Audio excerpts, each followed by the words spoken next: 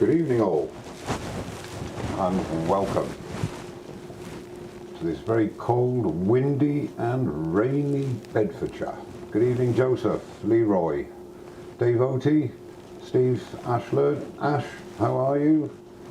Colin Izzard, Mark Pritchard, Charlie Taylor, good evening, Steve Ash again, Leroy again, Mark Pritchard again, Charlie Taylor again, Chris Nunn, good evening, how are you? Welcome. Mike Yu, trying to get through all the ones I've missed. Barry Fisher, excuse me. Hodgepodge, good evening to you. Bruce Hage. Frederick Day, good evening Frederick. Let's have a look. And Mark, the gentleman Woodturner, good evening to you Mark. Yes, I've got my phone on mute, and on mute, I've got it on vibration, so hopefully I'll hear it if you ring me when I get my camera angles wrong again. Steve, Ash again, I said James Wood Revival, good evening James, how are you? Simon Stewing, good evening Simon. Trying to remember who. Steve Jeremiah, good evening to you Steve, welcome. Brian Stately, good evening. Andy Tlanetly, good evening to you sir. Shamai. Barry in the shed, Barry, good evening and welcome, of course.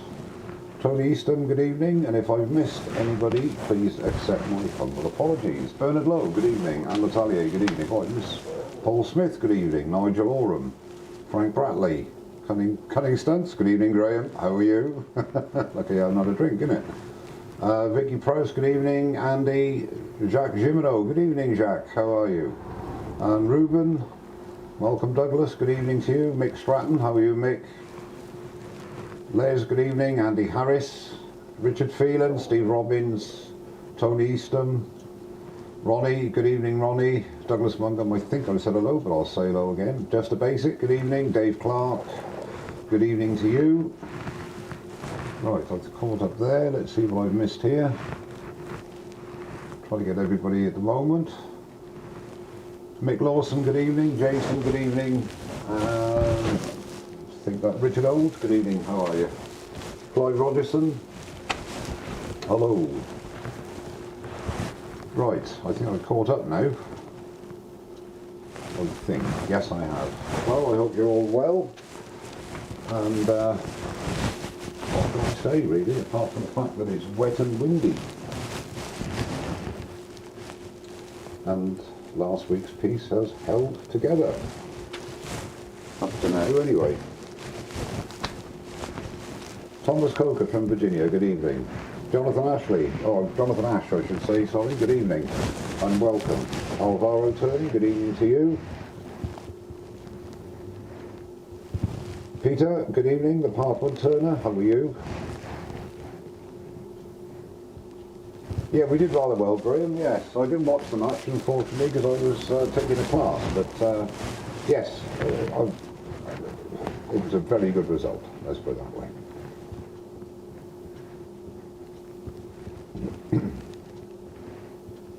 When I move my, it is rubbing on your top and giving a rushing. Ah, right, okay, thank you. I'll put it down a bit. I must have spent half an hour setting up the cameras and everything tonight, this afternoon.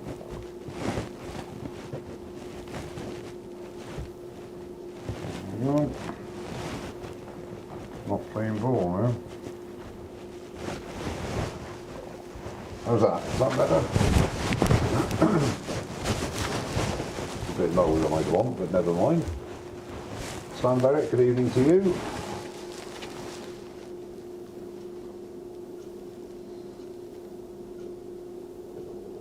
Yeah, it was.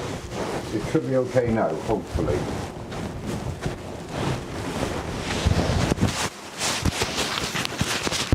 Ugh. Yeah, everything's tight down. Is everything all right now?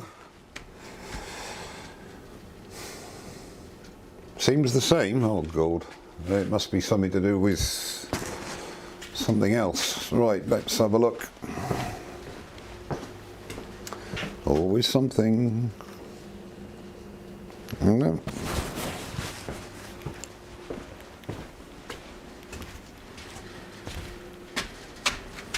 Right, still rubbing.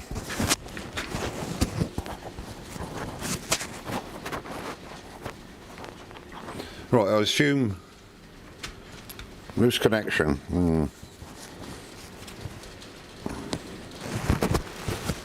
But it is raining hard outside, mind you. How's that? It's okay now, is it? It must have been a loose connection, possibly. Nope, it's all good now. That's good. Let's just have a quick look down here. Yeah, that's okay.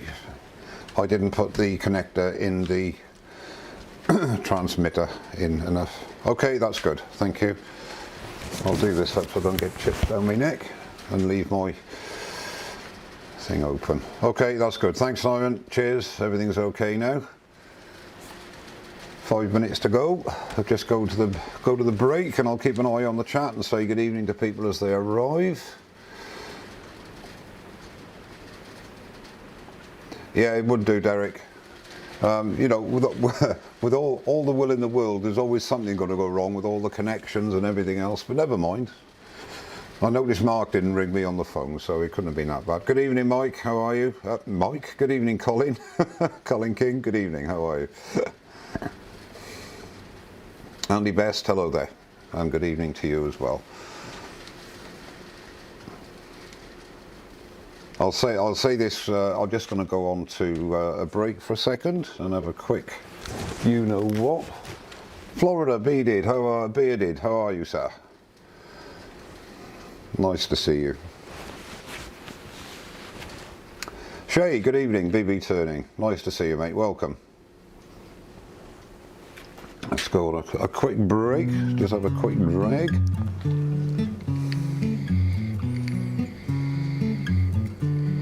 I think I've managed everybody. Gareth. Good evening, Gareth. How are you, Gareth Silk? Christoph. Good evening to you. Evening, Alan. Alan Russell. And welcome, of course.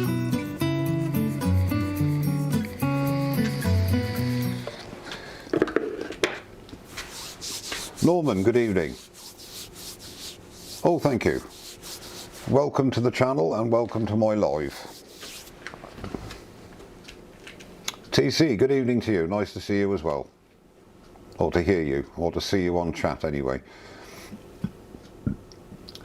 Chris, Spinning Wood Dodger, good evening to you.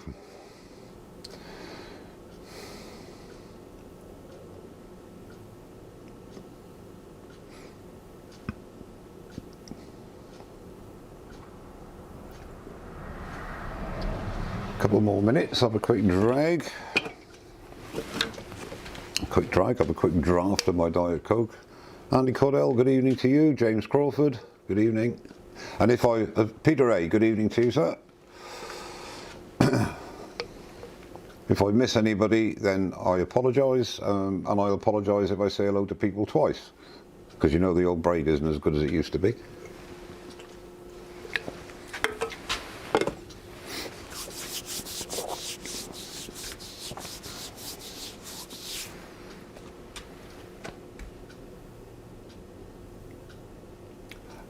No, I didn't actually, TC. It actually, you should never read comments and stuff late at night as I was doing, and it just got to me at the time. But thumbs down and derogatory comments I normally just brush off. But yeah, it's one of those things, isn't it? We're all human.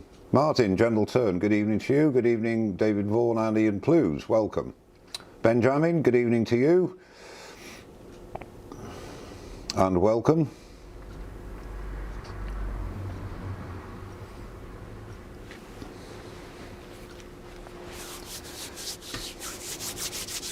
Been building my little log shed, and for those of you that saw my post on Facebook, that isn't my main wood shed, that's just nearer the cottage, the back door, so my good lady can get the logs in the winter easier, and we can store a few things in there as well.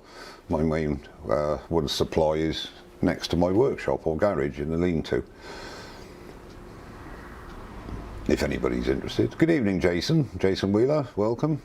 Rob, CP Wood Turner, good evening and welcome to you, young man. Nice to see you. Thanks for coming.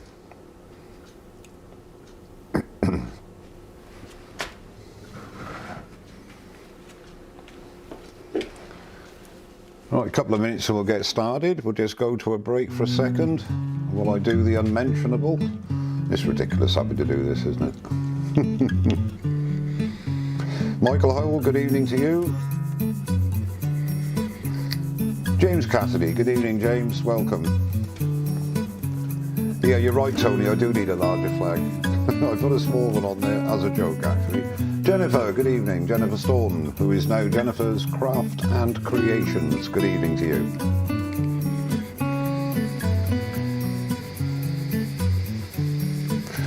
Paul Dowling, good evening. YV, hello there, how are you? William Kenny, good evening.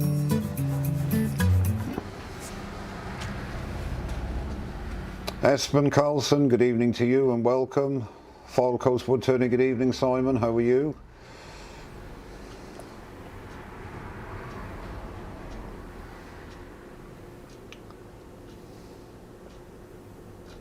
That's very kind of you Christoph, I appreciate it. Vincent Charlton, good evening. I think I might have said good evening to you, but who cares? Good evening Michael, again. Roy Waterfall, good evening to you sir, how are you and welcome.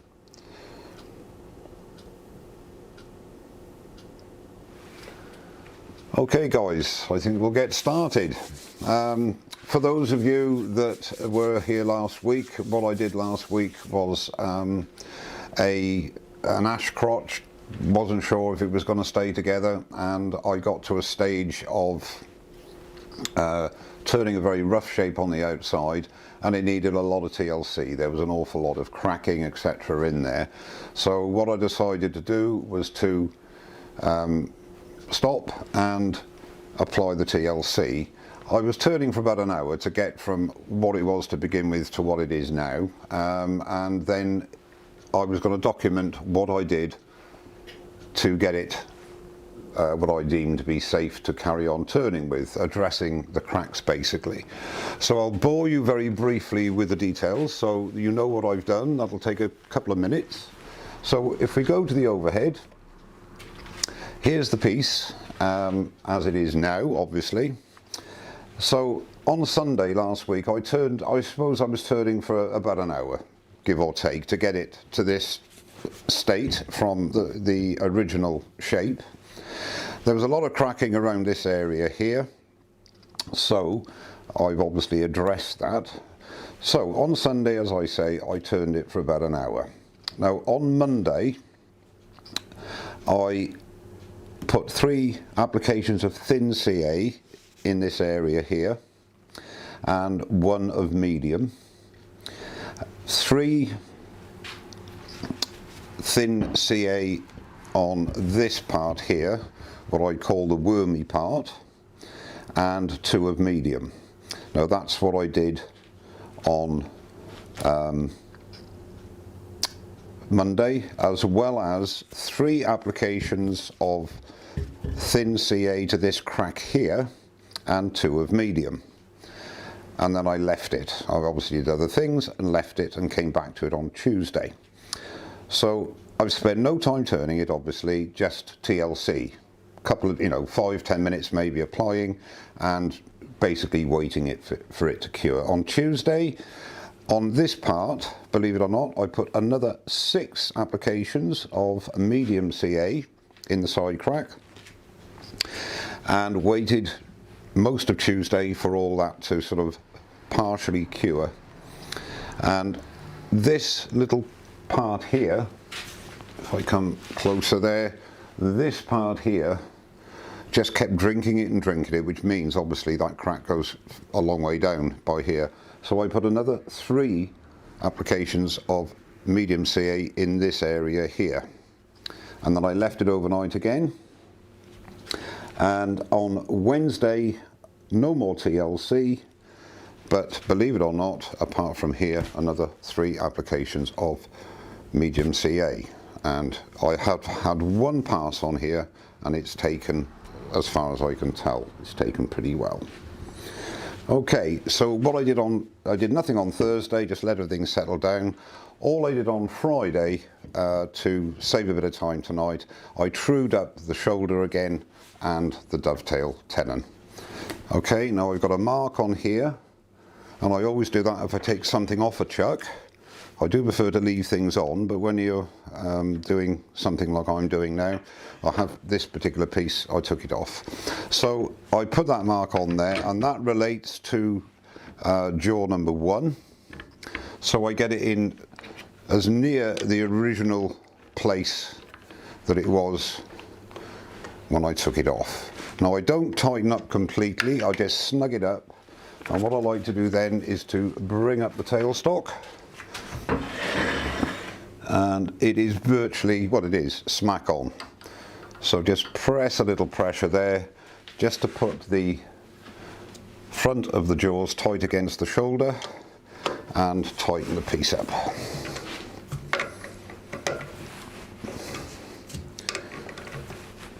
There you go.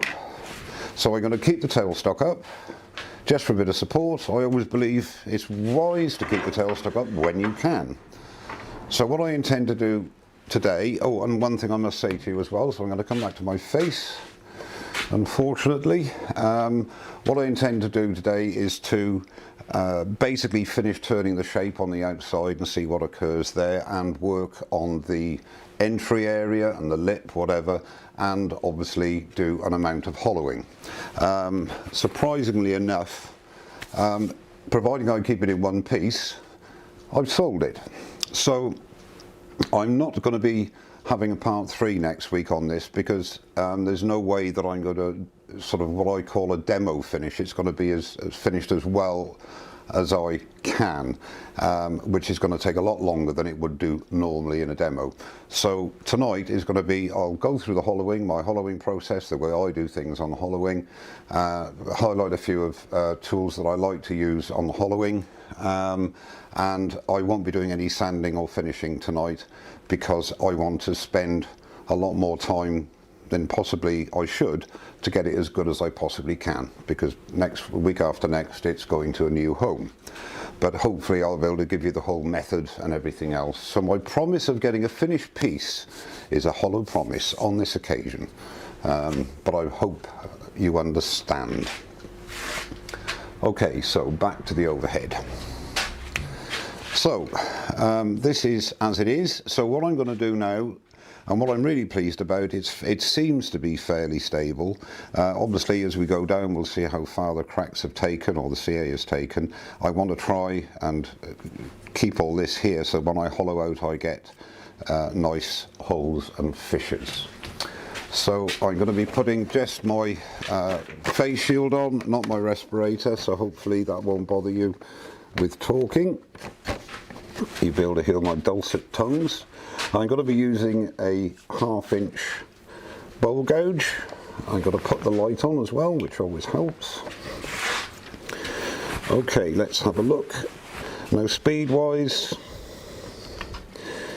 I've got the lathe on the lowest setting to give me maximum torque anyway. I always do with anything like this. It's running pretty true, and I think I can start off. I'm doing 750, there's no vibration at all, so that's fine. Make sure everything's locked down, and I'm going to start on, just see what happens with regards to the filled areas. Just nice, gentle cuts.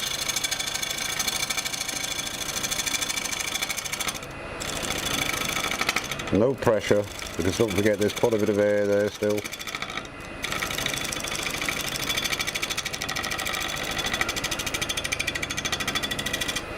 I'm just going to just work on that little bit. There we go.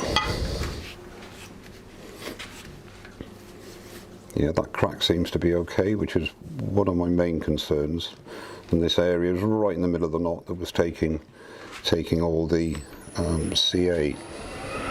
Now when you're doing around this way, my right foot is forward as opposed to my left foot, which would normally be forward when you're turning.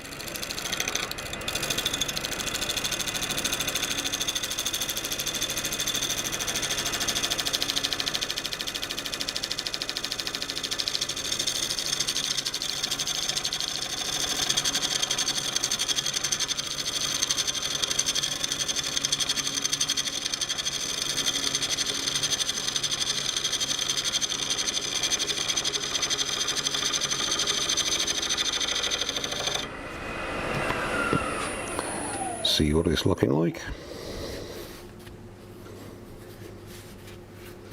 Yeah, not bad at all. Okay. Just carry on very roughly at the moment.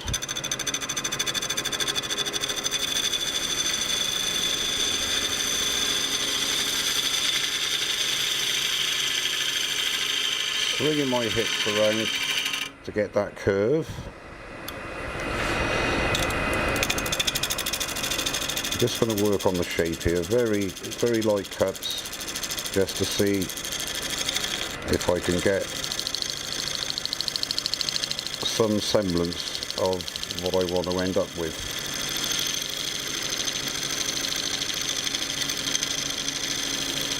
As I keep saying, you can't rush these sort of things, especially when you've got a lot of air in there.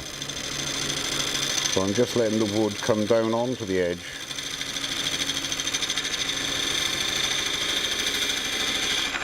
Now I'm not worried about the final shape here, surface. I just want to see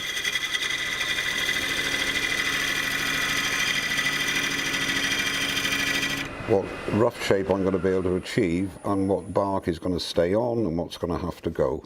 You see, this area here is pretty well torn out where the branch was torn. That's not, it's not rot, so it's quite stable there. But yeah, this area I'm quite happy with.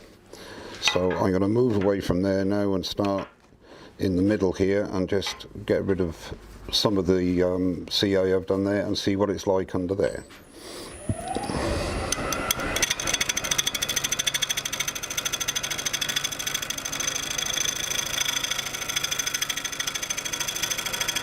And again, for the newer turner, when you're turning anything, no pressure. Don't be holding the tool tightly, just firm. You don't need to give it loads of welly, and no white knuckles necessary. Lifting the handle as I'm going around the corner. And what I shall do now is to just move the tool rest slightly. Maybe up a little bit as well. And carry on, just roughly. All I'm doing with my left hand, or my thumb in this case, is just putting downward pressure onto the tool rest. I'm not guiding the tool at all. I'm using my body to do that. And pick up the cut.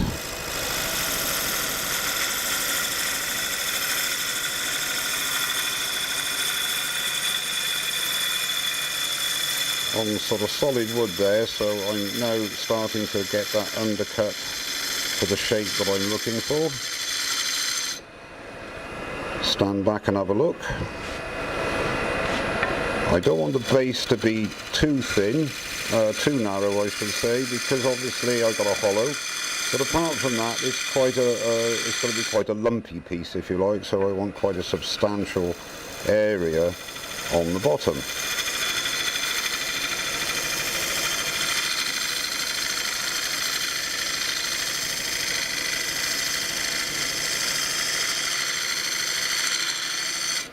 And when you're cutting air anyway, it's so, I find it really difficult to get a nice smooth traverse, because obviously it's bouncing.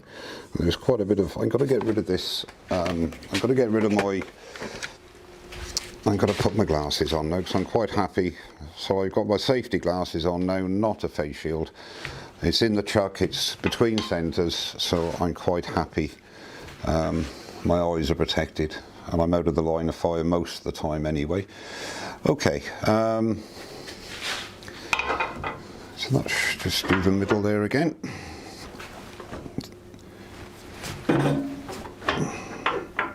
That's the importance of always checking that you're clear.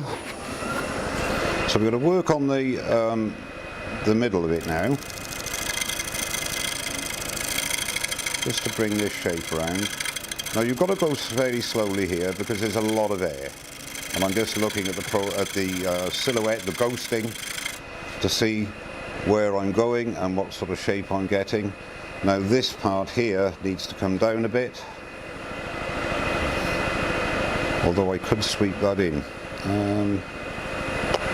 A lot of this is on the fly, of course, with me, always is. I know what I want, but it doesn't always turn out that way. Just very light cuts. Just playing around with the shape now. I want that to come in quite a bit more. So if I start taking a bit off here,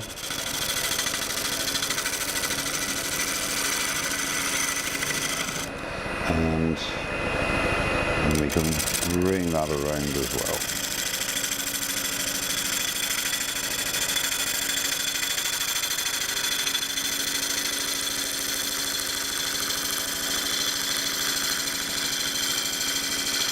And lifting the handle now.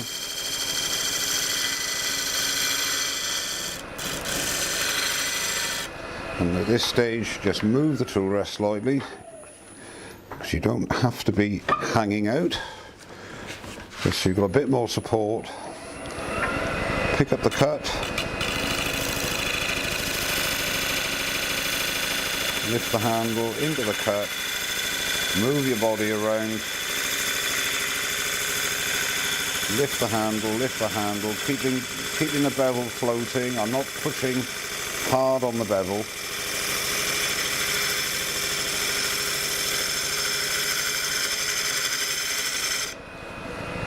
Yeah, that's quite good. Let's bring that in a bit more there.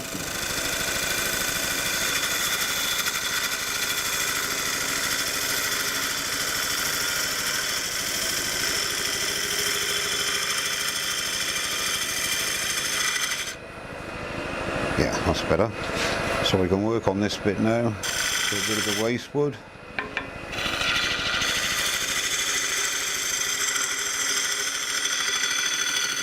Heavier cuts there because it's just waste wood.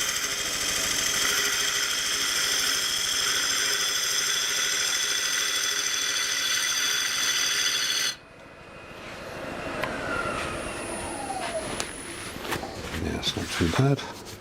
Just that edge there needs to come a little bit.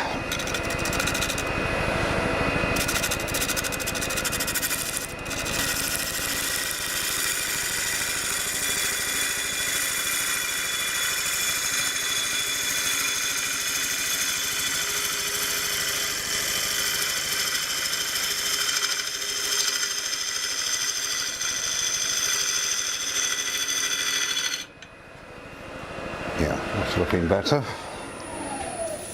That's got to be a little bit there, but I'm not too worried about that at this stage.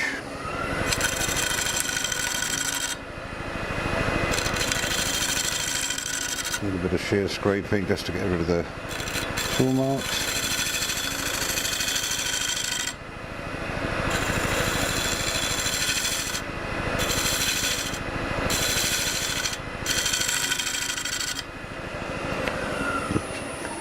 Stand back and have a look.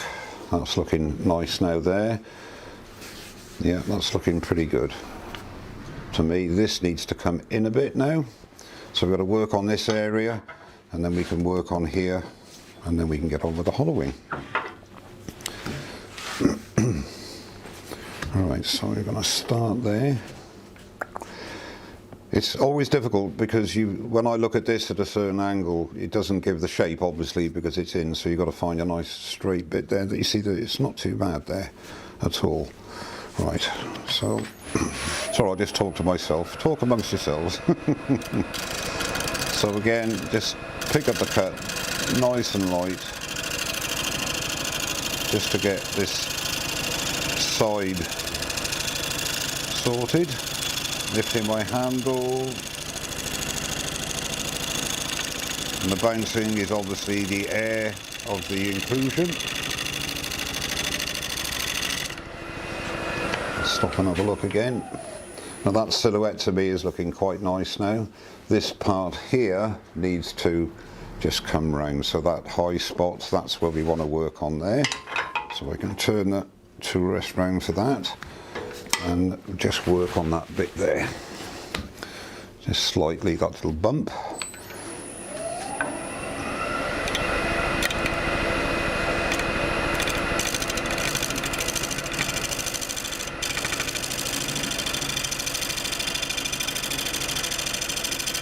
Bringing my body round and lifting the handle slightly now as I get over the crest, as it were.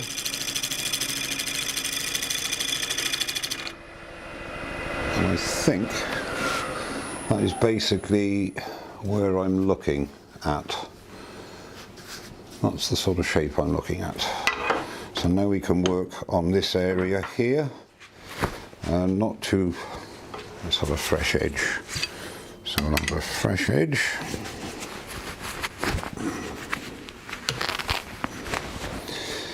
Right, so we're just going to work on here now.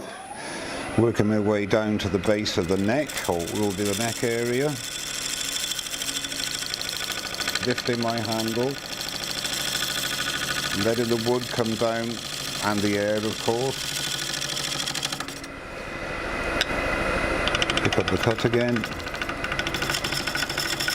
Just very light cuts here.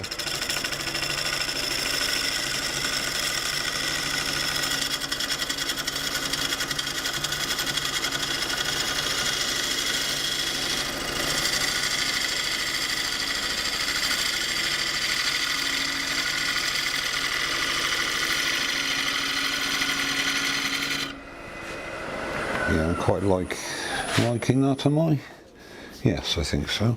Okay, so I'm going to come from the edge now in, because I want this sort of an effect, but I'm not sure how much of this I'm going to be able to keep because of this, this where it all the torn fibres. So again, this is going to also dictate how big the entry hole is going to be. Now I don't know what the integrity is like of this wood, so where I can I'm staying out of the line of fire, so I'm just going to nibble away at this wood here, swinging my body round, trying to get a semblance of a bit of a shape going there, and let's just see what the wood, oh, it's not too bad, is it? Don't worry about the cracks, that's not a problem. Okay. Yeah, that's looking quite good. So let's just try a bit further now.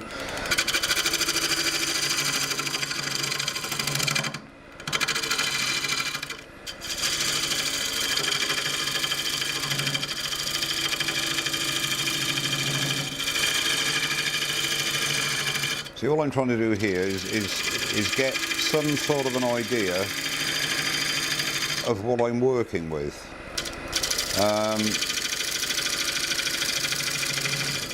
And normally I would stop a lot more than I am, actually, believe it or not, because that's the way I do it. But for a demo I can't, so it's not exactly the exact way that I would do things. But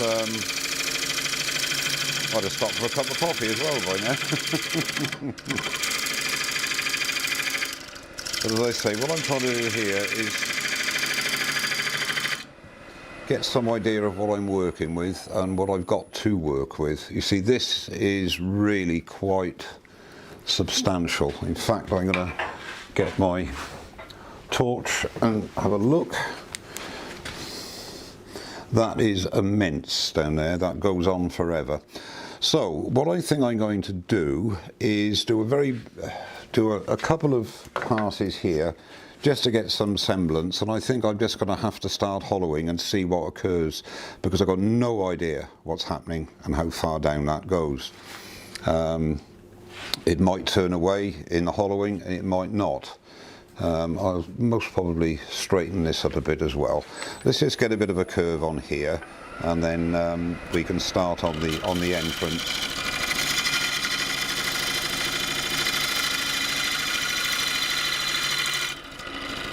Swinging my body, not my hands, to get the curve.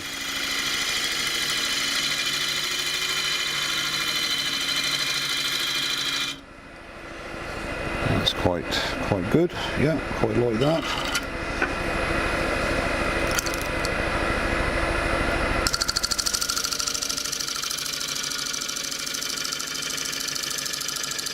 Basically doing a cove. Ish.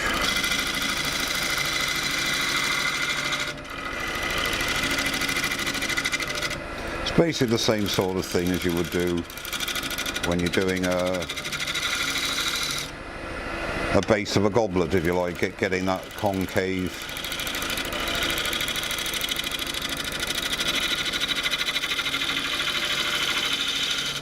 Yeah, I quite like that.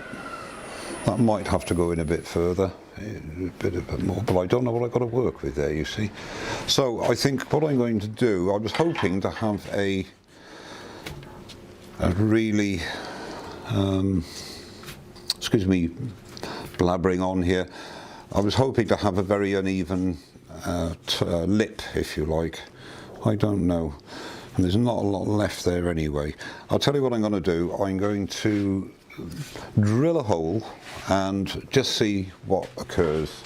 But again, at the end of the day, this video, this sort of mini series, if you like, is how I go about it and what happens, you know. And in real life, you know, you don't always get perfect wood, so you have to improvise, and you don't really know what's going on. So what I like to do when I'm I'll do the initial depth hole with an auger bit, and always make sure that you file the threads off the end of an auger bit, and I'll show you that in a second, otherwise it can grab in the wood when you're bringing them out. So what I like to do is just get my skew chisel and just put a little V in there in the middle, just to give the bit something to register with. And I shall remove the tool rester here and change camera. See, I've changed camera on my own this time. So I'm going to be putting, let's take out the live center, and I'll put in the auger bit. Now I have already put an approximate depth mark on there with a piece of masking tape, just to give me an idea. So in she goes. That's it. Bring it up and get an auger bit is pretty effective. You don't want it too high, obviously, because you start getting burning, etc. So hold on to the, I don't know if my other camera will give a better, yes, there we go, that's a better view. So hold on to your Jacob's chuck and just advance slowly to get it moving. The good thing with an auger bit, it will wobble a bit, but it gets rid of the chips really effectively.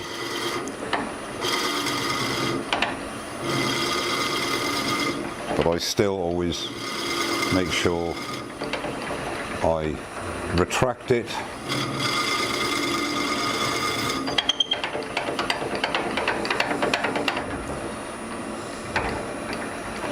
I don't know what's in there, you see, with regards to fissures and cracking.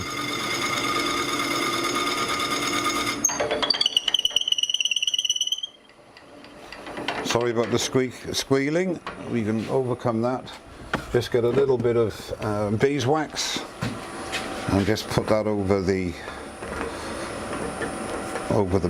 auger bit, and that should reduce it slightly.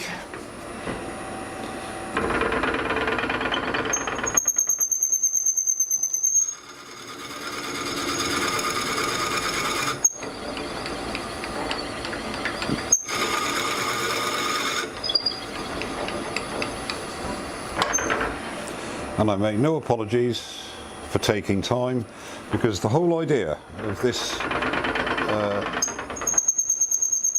these live demos, and this especially, as I keep saying, I'm no Wayne the wood turner, but I don't want it to end in tears, and I want to try and keep this piece. And this is what I go through when I take a piece like this and try and turn it into something.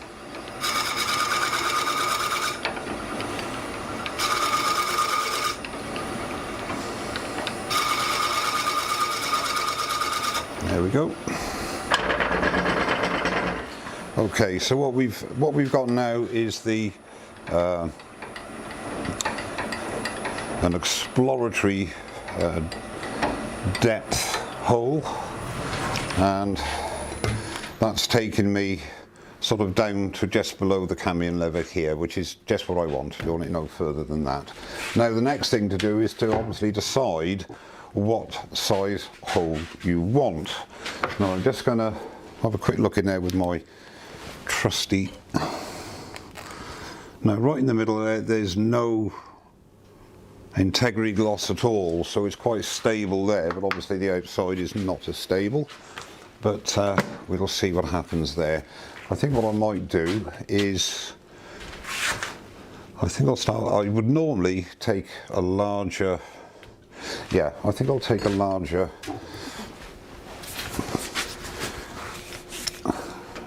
show me face for a minute while I'm doing this. There's a shock for you. I'll just take a Forstner bit. I don't want to go too large because I don't know what I'm going to find in there. And I'll try this and see how we go with this and take it from there. I think I won't go complete depth. I won't put the extension bar on or anything at this stage. Now be very careful, lower the speed with Forstner bits. I'd be down to about 390, 400, something of that ilk. And again, very light with the Forstner bit, especially while you're still, when you're starting. Now you should be shouting camera now, Mark, but you didn't. So, so right. Nice and steadily, and wait for those teeth. Those teeth will, when they start to bite, then there's got to be more pressure. But once they get in there, and I have to be honest, I haven't touched this one up for a while, so it's most probably not as sharp as it could be.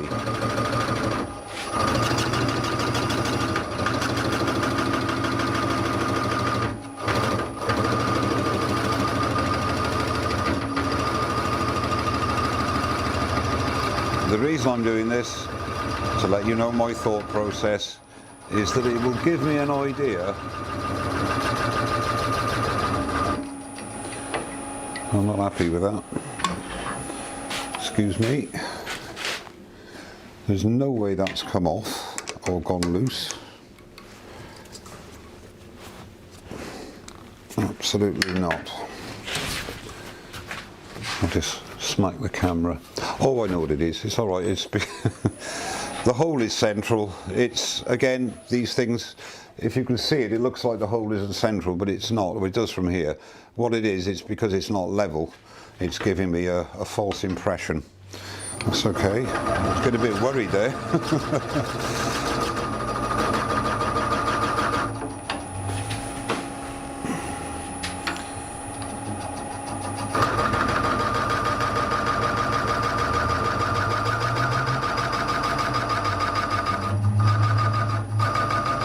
No, Forstner bit is moving.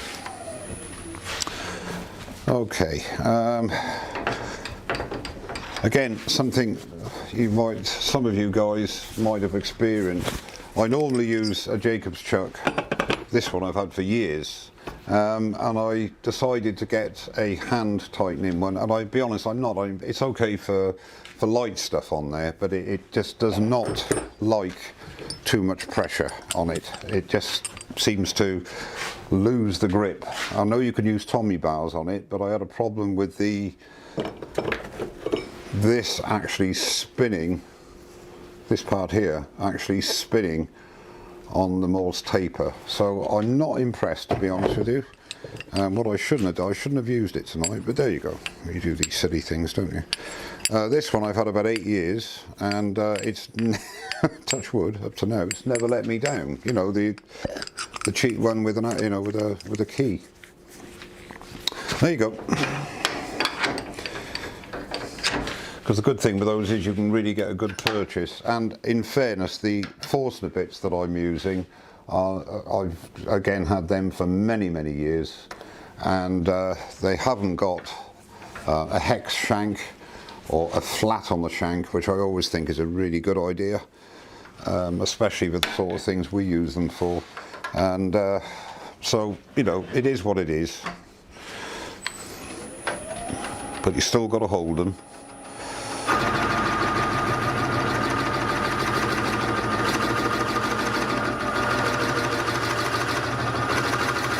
As I was saying, I'm only doing this to explore what the condition of the wood is inside there.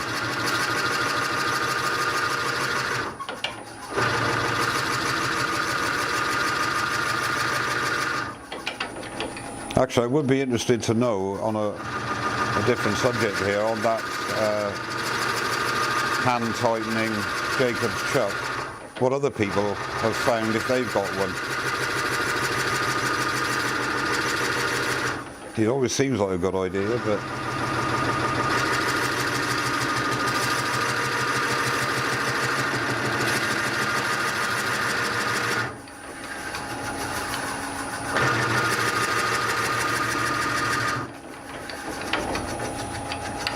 I don't know if Wayne's on tonight, I don't think he is, but I think Wayne's got one of those hand tightening ones. Interesting to know how he gets on with it.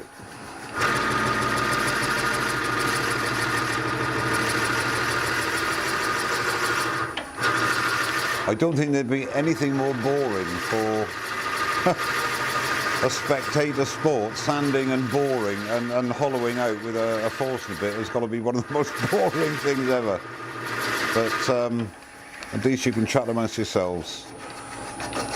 It's strange, when I decided to do this, because I was asked a few times, I was a bit dubious, to be honest with you, because of the time factor, you know.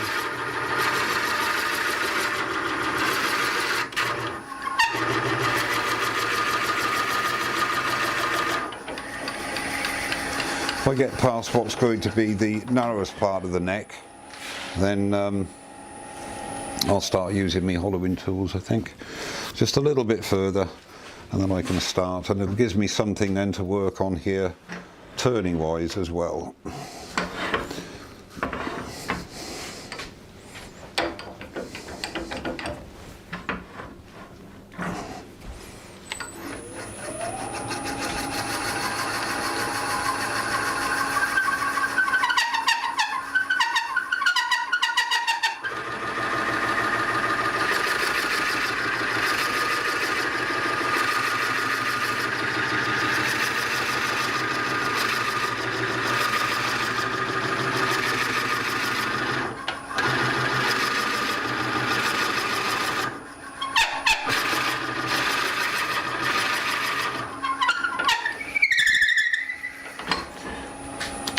Okay, right, I think we'll leave it at that and start doing some hollowing, I think. So remove Forstner bit and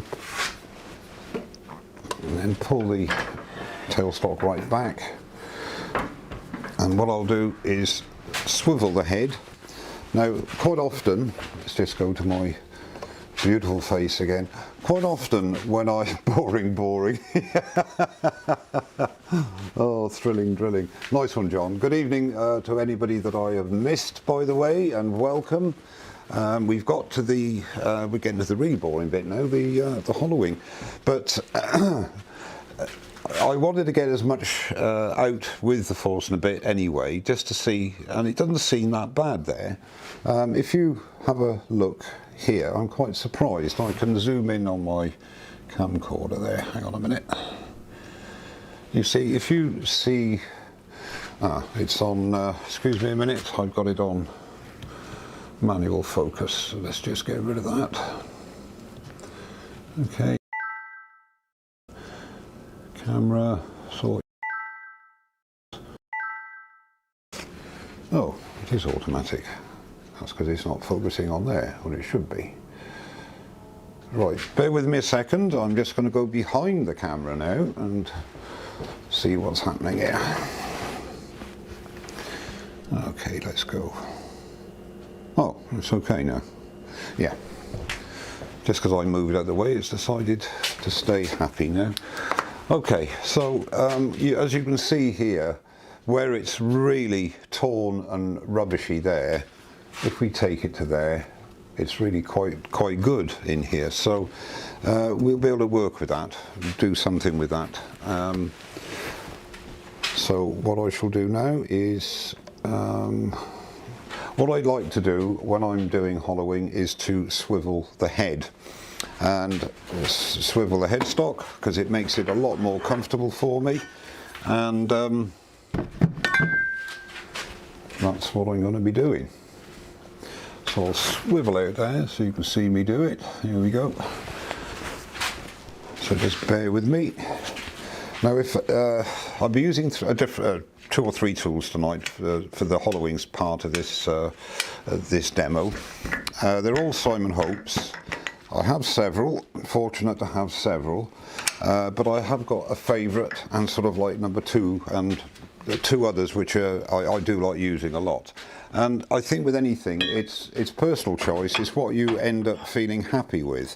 The nice thing with all these tools, and I've got a dicky back, as I'm sure most of you are aware. I have to alter this camera now. Just bear with me again. Now that's not going to be that good, is it? But right, you're going to have to bear with me a second. Talk amongst yourselves. I'm going to try and alter this camera, which is on the tripod, if I can get it over enough. It's decided to pack up now. Right, I think what I'll have to do is to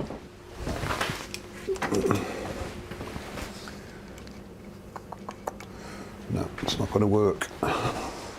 So what I'll have to do is to not swivel the headstock so much.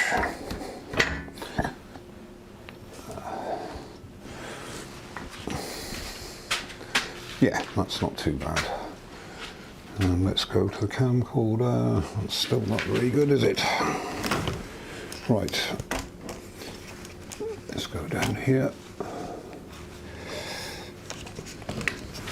See, I keep one on a tripod because it gives me a bit of flexibility. But for the that's better. How's that?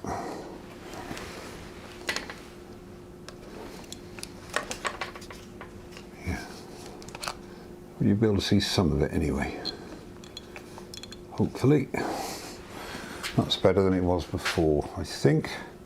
And as I say, we've got the centre one there for that. That's good. Right, okay. So the tool I'm going to start with, actually, well, have a little break for questions before I start. I'll get back to my face so I can have a quick drink.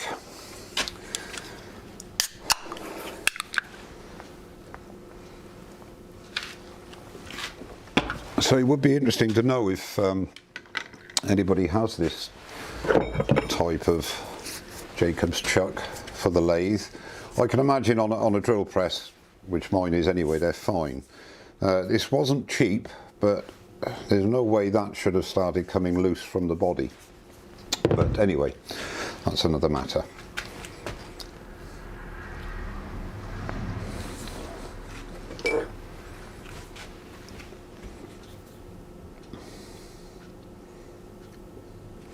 Just have a quick break. I'm watching. Hiya, Dieter, how are you?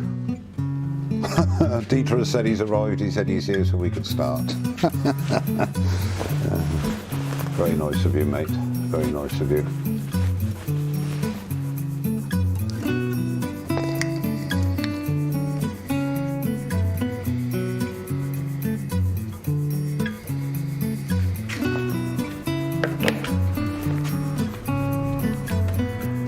All right, Wayne. Yeah, thanks, mate. You do. I'll have a messenger with you. We'll have a chat on Messenger, or have a video, if I may, Wayne, at some time next week. I'll just go, because I'm not an engineer, but this collar should never have worked its way loose. I have put it back on. I've pressed it on with, I managed to get it in the vise and do it very slowly, but I'm not impressed with it. Maybe I'm not using it correctly, so I'll ask for your advice, mate, if I may. Okay, all right, so let's get on with the show, as they say. So what I'm going to be doing here is starting to hollow. Now, I suppose my number one hollower, let's go back to my face again, is the Simon Hope 6mm Pro Carbide. I love that tool. Now that comes initially like so with two rubber handles. I've got it in a 20-inch handle, which I've had for quite a long time, and I find it an excellent tool. Very versatile, very stable, and with the aid of, if you have an easy arm jig like I have, because I've got a dicky back, you can put this into the easy arm jig with a reduction collet. The next tool I like using very much is this one, which has an 8-inch carbide tip. It's offset at 45 degrees, and it's a really stable bar, and again that's another one I like. And finally, a swan neck tool with a high-speed steel cutter, which is very easy to sharpen. I've done a couple of reviews of these, and these are my three favourite tools. They're all nice tools, but those are the ones that I enjoy using. Now, I don't know if other people find this, but on some days one tool works better than another, and it depends how you get on. So back to the to this one to begin with, I think. So what I'll be doing is using the Pro Carbide to start with, and all I'm doing here is just starting from the center hole that I made with the auger bit, and you want to be cutting just on center, but you find the sweet spot. Now I've marked along here, just stop this just to give you another view. On the top here there's a red mark, and that means that it's at the tip is horizontal, so I know if I want to turn it over 10 degrees, 15 degrees, that is off the 12 o'clock line, and that gives me an indication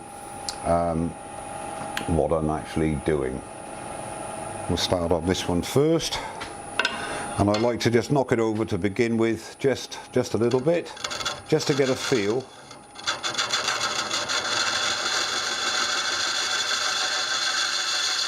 Now, of course, the big thing is that we're going far too slow because I'm on force a bit revs here. So I'm going to ramp it up again now to about 600 RPM at the moment, and we'll just go in, feel it, and I move my body, just get the edge of that hole there and start to hollow out. Now this little 6mm cutter takes a lot of stuff. Takes a lot of wood away.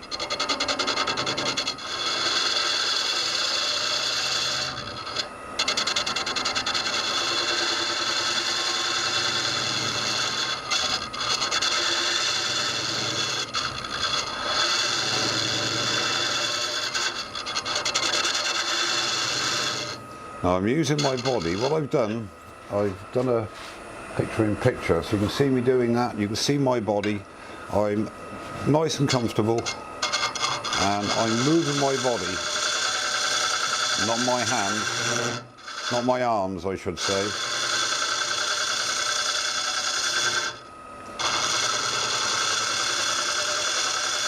Now the big thing when hollowing, as the more experienced will already know, is not to take too much off, and when you get that cut, you hit that sweet spot, you need to keep the tool on the same plane. Because what we tend to do is to either, sort of natural reaction I suppose, especially if you lean in 100% over, I normally have this over here somewhere, so I'm using my body to make the cuts, but what tends to happen is you get your sweet spot, and as you're moving round you're either dropping your hand or you're lifting your hand, so you're coming off the cut. The idea is to keep on once you get that sweet spot, is to sweep around and keep on the same plane with respect, if you like, to the lathe bed, keep the same distance right the way through your cut, and that way you won't go off it. Now another thing, which is a personal preference, I'm just coming off camera a minute, I don't use my airline, or very rarely if I'm doing a lot of hollowing.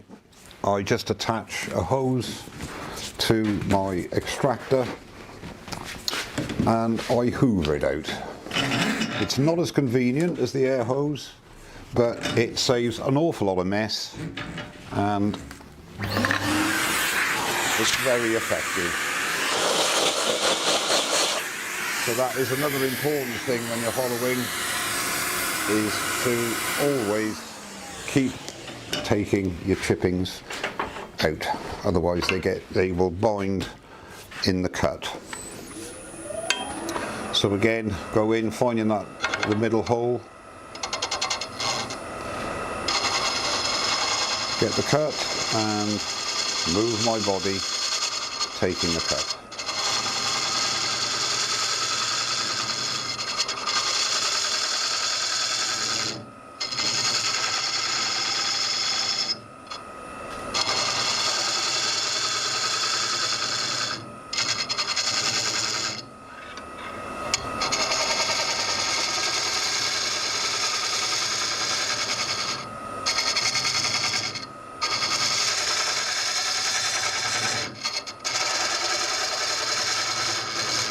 Now again, I'm not going to be spending all this demo hollowing, because obviously it'll drive you all to distraction.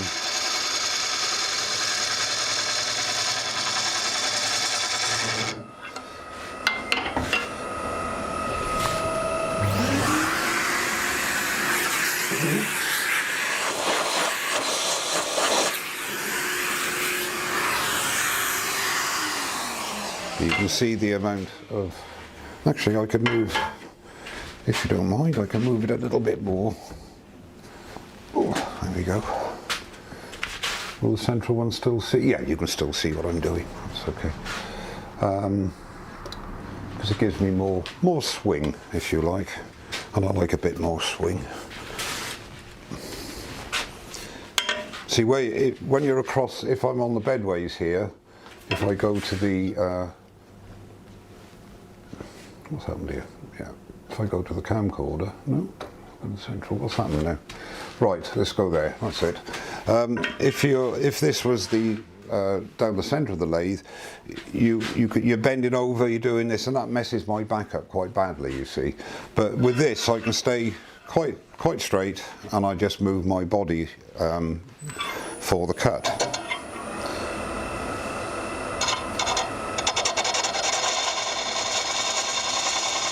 And it's easier to stay on that same plane as well.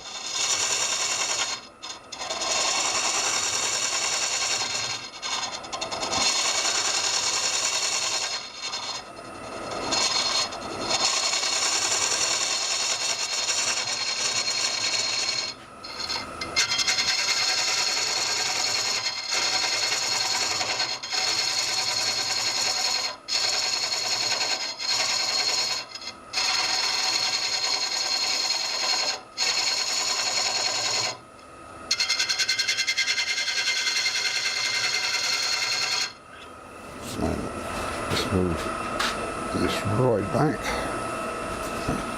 and put the handle in a little bit, and I shouldn't be fouling then. Cameras and everything else. I've still got to reach my hand out, unfortunately, but you know, it is what it is. The trouble with doing that is, of course, that you lose your mark. And that shouldn't be too, there we go, this to there. Okay.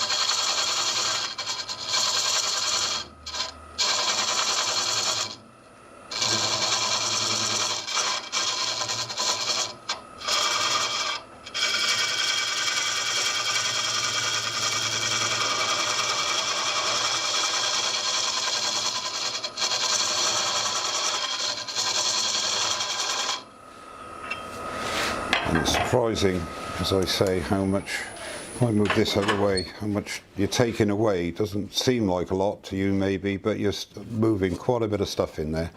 And I'm starting to go around, because of the width of the entrance, I can virtually do most of my hollowing without using a swan neck, because the entrance is quite big. I'm going to work on the entrance in a minute anyway, just have a bit of a turn on there. I think what I'm going to do, excuse me, I'm going to remove the tailstock. And the reason I'm doing that, as I say, I wouldn't normally have to do that, because I would spin the headstock around a lot more than it is at the moment.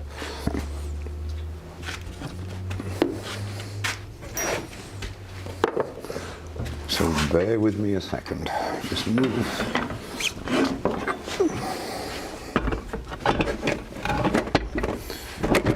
You stay there, my fella. Don't forget to put the little nut back, because otherwise now that'll give me a lot more movement. Mind you, the camera's in the way, but there we go, we'll put up with the camera. That's better.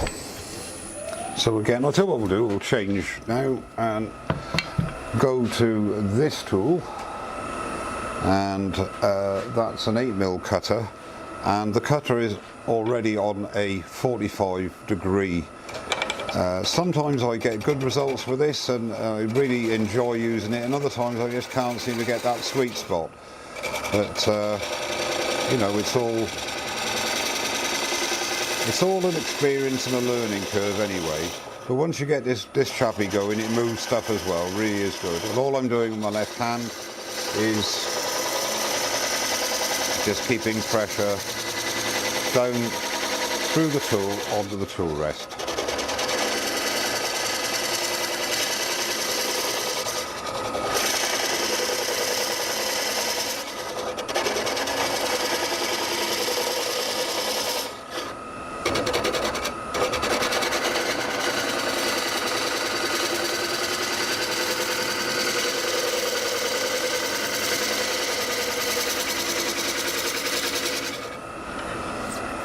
And the thing is, you can always tell when you've got the sweet spot, because it feels right.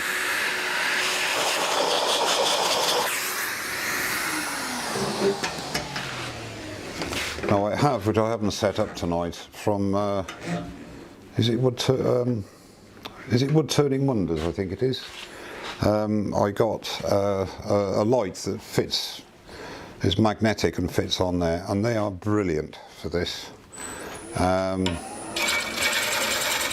you can see exactly what you're doing. It's no good for video though, it's too bright.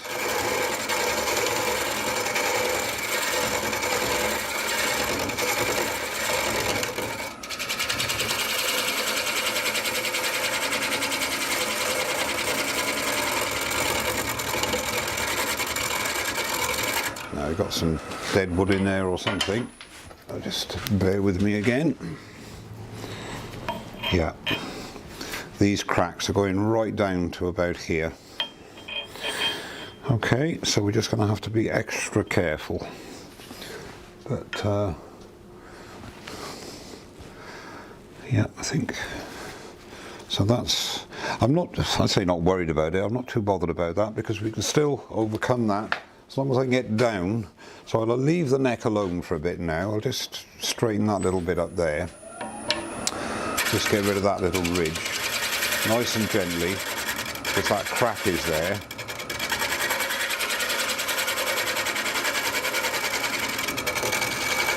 And work further down. Leave the neck alone for a minute.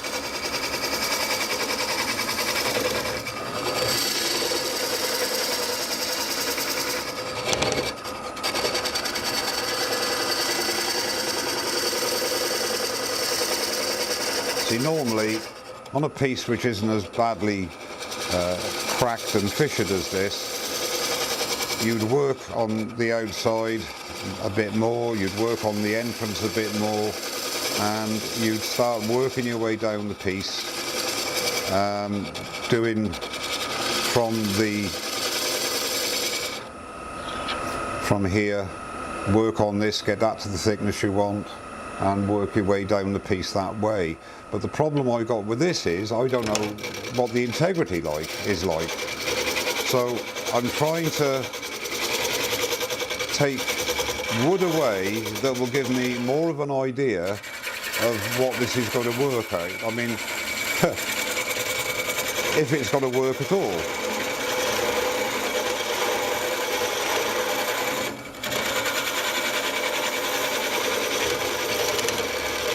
It could end up quite a bit shorter than it is now. For all the jumping and the bumping around on the bits in here, it's not tiring. I'm not putting any pressure on it. I'm not pushing hard. I'm not tensed up, even though I'm on a live demo. Just taking things nice and gently and letting the tool do the work, and just trying to get everything running sweetly, so I let the 8mm cutter do its job.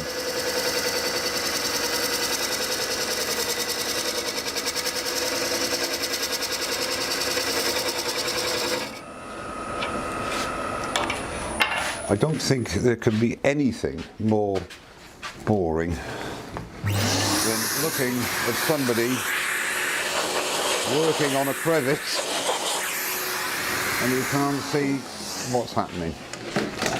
But I can assure you we've got down to about here now, and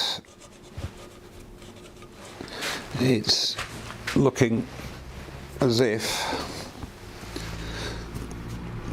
we're going to be okay, I think. Famous last words. But it's going to have to be very careful. So we're not talking about finish here or anything like that.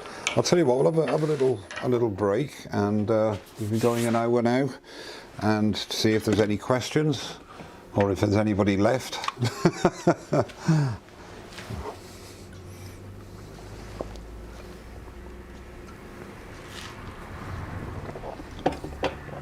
I noticed Nathan Carr says he's got an articulated arm. Well, that's basically the Simon Hope. Nearly forgot the camera.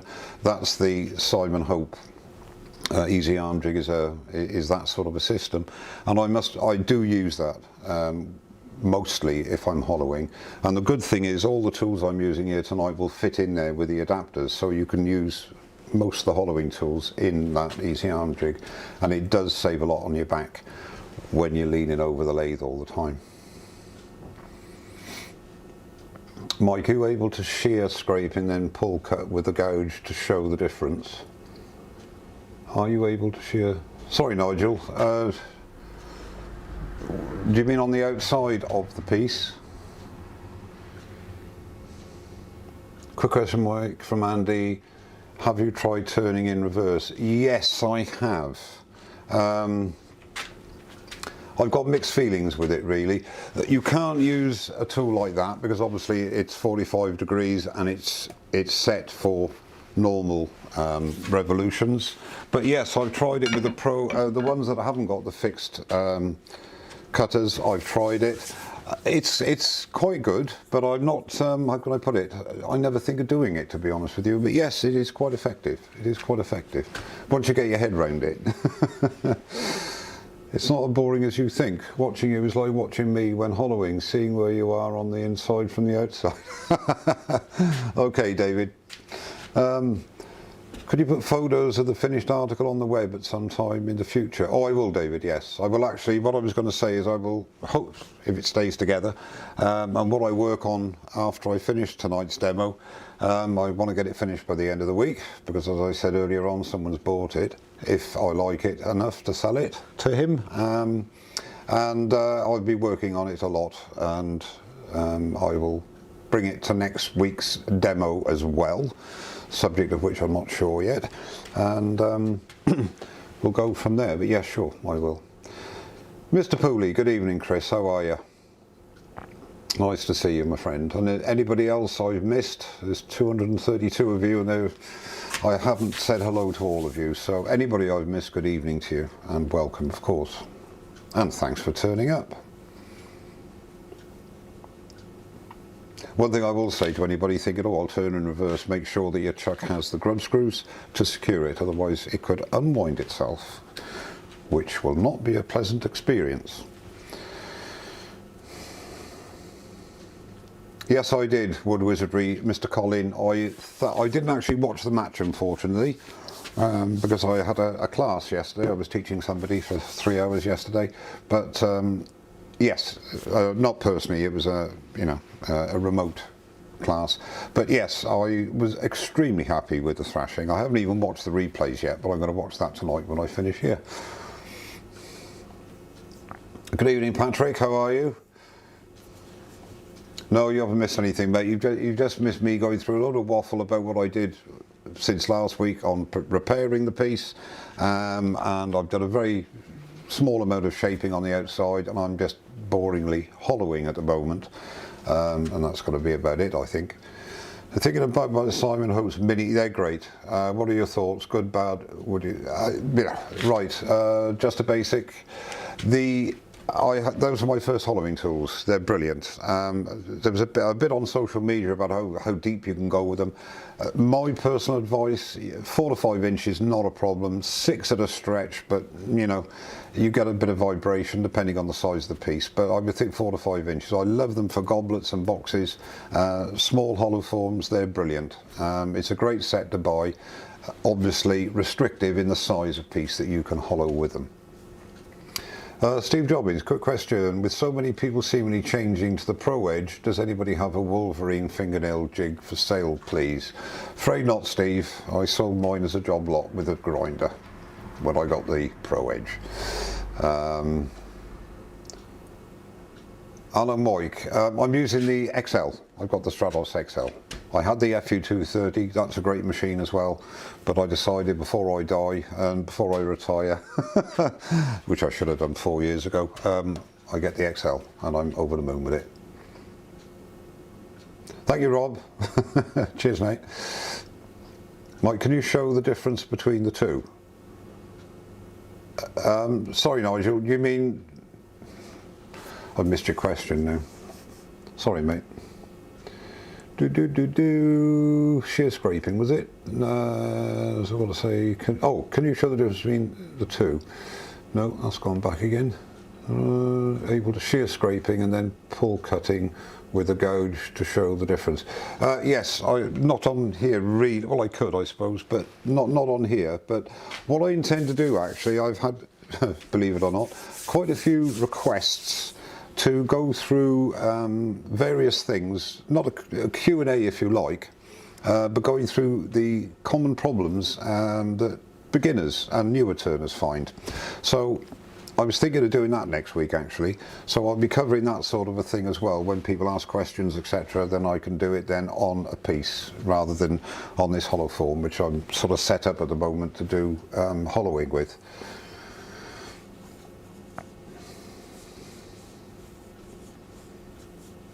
That's okay, just a basic. I'm not avoiding the question, Nigel, but well, basically, the difference between a pull cut and a shear cut. I could show on here actually, although it's not centered up, but I'll do that for you in a second, mate, before I carry on. It's a brilliant machine, Alan. It really is. The reason, I mean, I had the extension beds for outboard turning and I never used it, so I thought, right, sell it as a job lot, and I'll put the money towards the XL, which is slightly longer. I don't need the length, I don't turn very long things, and the beauty of it is I've got a room at the end here. I can turn, I can stand at the end to turn as well.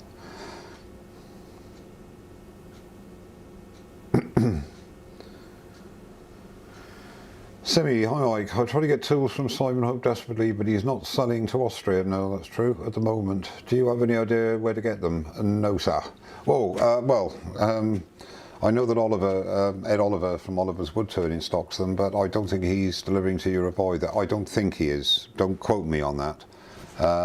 But it's all to do with Brexit, etc. But you could give Ed Oliver's wood turning, give Ed a ring, and he might be able to source them for you. Chris, yeah, you want to swing pretty low there, Chris Pooley, after yesterday's result, my mate. That's okay, Nigel, not a problem. Oh, another thing, before I carry on, just for a little while, doing a bit more hollowing and then we'll call it a night anyway. I was thinking, after the YouTube demos, of doing a Zoom Q&A. Now the thing is, it's only 40 minutes because I don't subscribe to Zoom as such, but I was just thinking maybe I'll put a link up in the chat, and first come first served. I think you can have up to 100 actually. It was just a thought. Your thoughts maybe on social media, maybe on tonight as well, just what you might think of that, and that gives me an opportunity to answer any questions a bit more fully.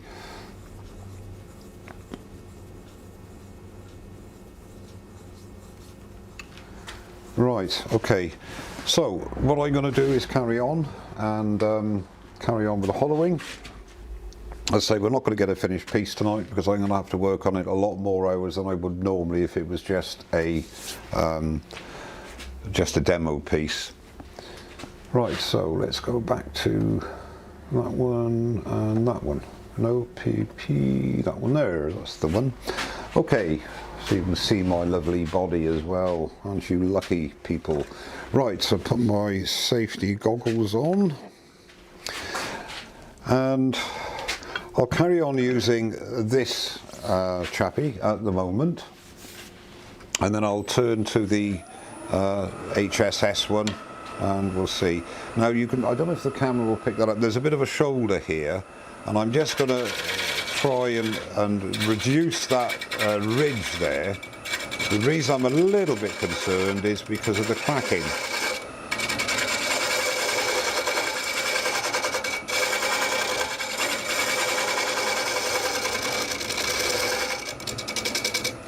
Just light cuts, just let the cutter do the work.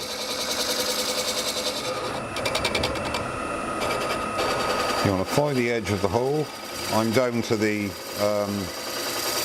come to the end basically of the forcing a bit step. So I'm now working off the 25 or 24 mil auger bit hole, and that's what I'm widening and working on.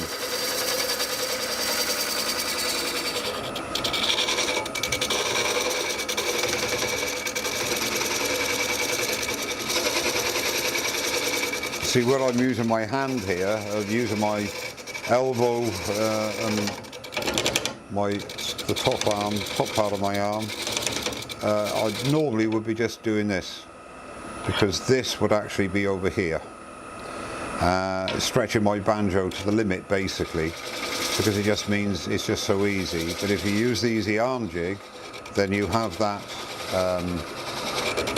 advantage of no strain. Almost cheating. A lot of people say hollowing is very tiring. I'll be honest, I know it's bouncing around a lot, there's a lot of cracks and fissures, but to be honest with you, if you take it steadily, it's not such a big workout. And the big thing as well, I don't know if this camera here will pick my shoulders up, none of this hunching, because what people tend to do is they're doing this and they're over it and they're all tense. You're going to get tired. So get as long a handle as you can, nice bit of leverage, and just let your body swing into the cut. And you believe me, it is not anywhere near as tiring if you take things nice and steadily. And take lots of breaks, which I do. Sit down, have a vape, have a sip of Coke, have a cup of coffee, go and visit my good lady in the house. You know, I think I said this last week, it's where we as amateurs are really so lucky that we haven't got the pressure or the time constraints that a professional turner has, because time is money. And I know a lot of you sell stuff, I mean I sell stuff obviously, but I don't pressurise myself at all, because it's a hobby and I don't want to lose that enjoyment. that's why I still work, because that helps to pay the bills and pay for the hobby. And you know, I'm not here to get stressed. I spend a life in sales and running a pub, and stress every day, and I don't want it anymore now. The most stress I want is get a bit concerned before I do a live on a Sunday. And I can live with that stress, thank you.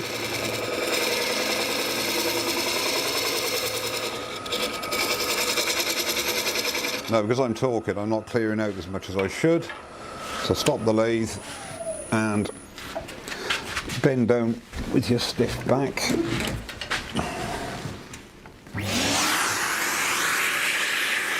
I got a little show it, the stuff coming out, but there's a lot of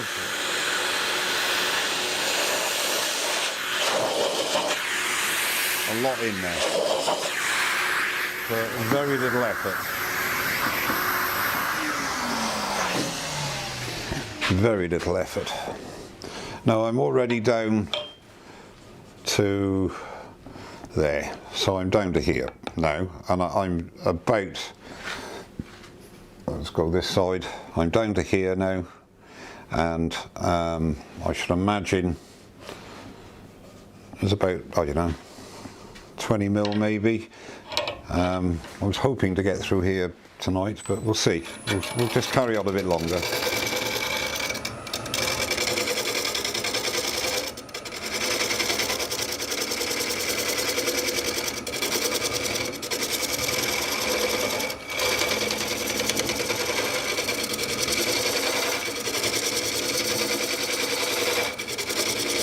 I mean, the things you know you do for your for your followers, really. I mean, this is not as I would hollow normally. I would have it much further over.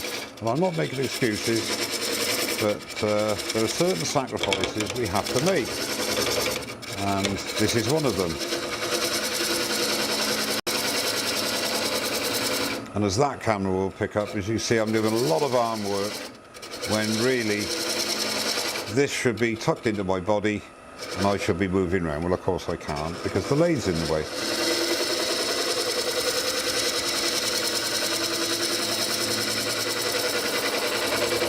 And quite rightly, if I was turning in reverse, that problem would be alleviated.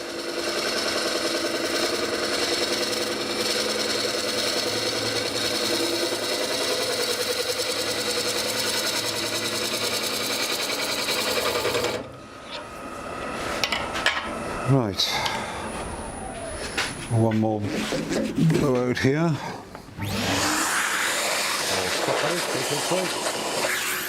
There you go, that's done. And the final one I'm going to use, and this isn't an advert, I assure you, it's just the things that I happen to use, and people have asked me and I'm just showing you. This is the 8mm cutter. This is the high-speed steel cutter as opposed to the carbide cutter, and it's a swan neck. Now the beauty of these, if you're not using, well, even if you are using the easy arm jig, if you notice the cutting edge is, let me go on to the face one. As you notice on here, the cutting edge is actually in line with the left hand part of the bar. Now this is not at an angle of 45 degrees, it's straight. Hang on, my phone's going and I know the camera's right. Might not be somebody, bear with me a second. Mark has said he'd contact me if I got the wrong camera. No, I haven't. That's okay, I'm alright. Sorry, I'll carry on. I'm getting a bit, what's the word? Neurotic about my cameras. Okay, so back to it. Now the cutting edge here is in line with the left hand part of the bar, so it gives you an indication of where you are when you're going deeper, how far over and how thin the walls are, which is a great feature of that. And the same idea, but not quite as pronounced with this, with the cutout. You have some idea where you are, but this one is great for that. It gives you an exact idea of when you're going down, virtually where you are. You just follow your eye down and you've got an idea. So I'm going to be using this one now, and I have to be honest, I haven't touched it up. Now the big thing with these, I'll just go to the overhead for this. No, I won't, because it's not in full. Well, hang on. Whoa, let's go. There you go. See, wonders of modern science. The big thing with this is when you're using a swan neck or any swan neck, never turn like that because it'll twist on you. You need to be on the flat part of the bar, the solid bit of the bar when you're turning. So when you're doing sort of here, which I'll be doing now, as long as I know I'm not going to be pulling back that far, so go to here, and that gives me all that, and then when I start to go further down, then I can move the tool rest nearer. Okay, so because what will happen is, as I say, it's going to twist on you. So I'm just going to work. I like this tool, again, all cutting on centre or thereabouts. I like this tool because when you get a sweet spot on it, it really does a good job.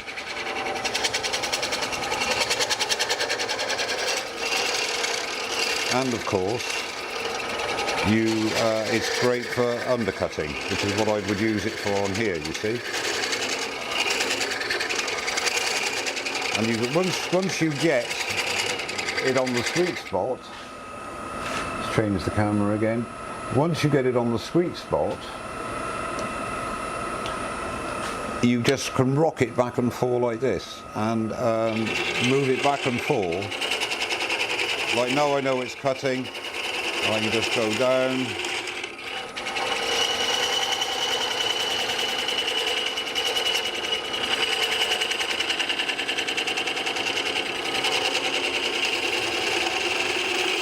And it really does move some stuff, it really does.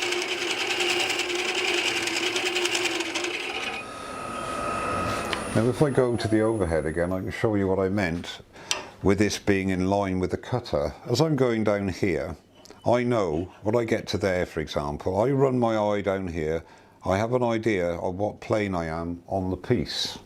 It just runs a straight line down there. It's not an exact guide, obviously, but it does give you some idea of where you are when you can't see what you're doing, especially with a smaller opening.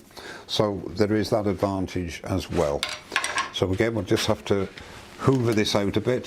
What I intend, look, it's 10 to 9. I'll do 10 more minutes of hollowing. I'll do 10 more minutes of hollowing, and then any questions, a bit of a chat, and I think we'll call it a day. But because there's quite a bit to do, and I don't want to really just bore you with, well, with boring, as someone said earlier on.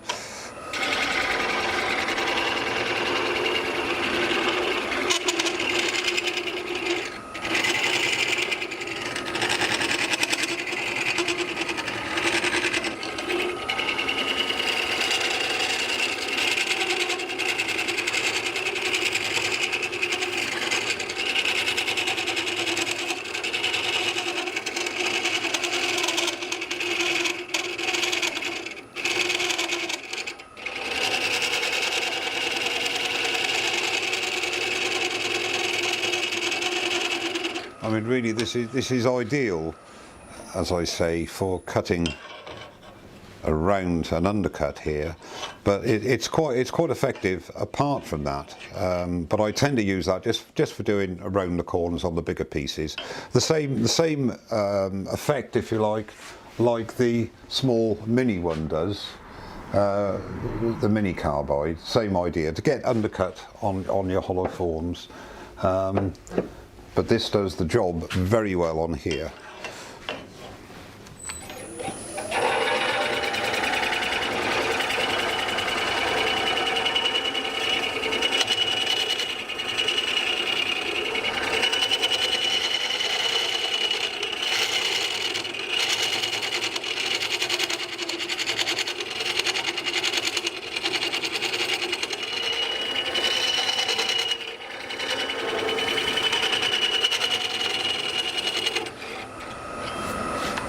So a quick return to the old Pro Carbide. So I have to go down a bit further now, and then I can start to use that other one again then.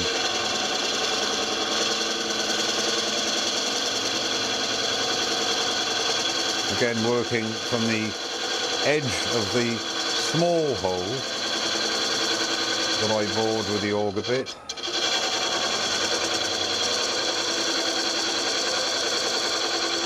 I would think, on balance,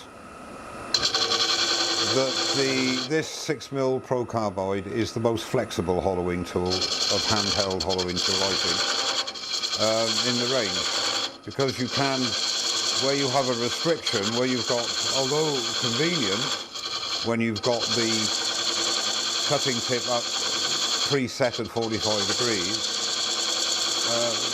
for obvious reasons you can't use that for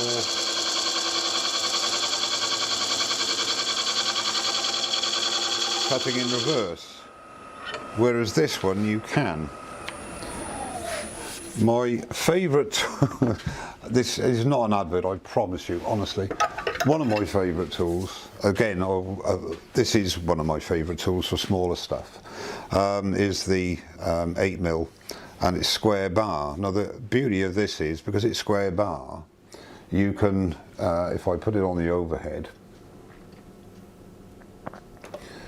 the beauty of the square bar is you can use it in that orientation, standard trying to get it, there we go, standard orientation, which is 45 degrees, but for ordinary cuts. But if you flip it through 90 degrees onto the other one, you can actually use it.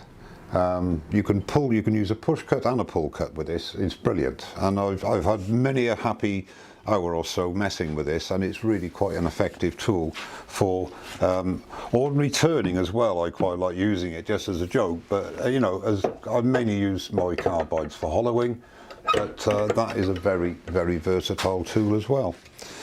Okay, we'll carry on a bit further, just another couple of minutes, and then we'll have any questions, as they say. You see, the beauty of this Pro Carbide is that it is just so versatile, it really is. You can get a swan neck. I've got a swan neck attachment, but I never use it on this for no reason other than I've got another tool to do the job.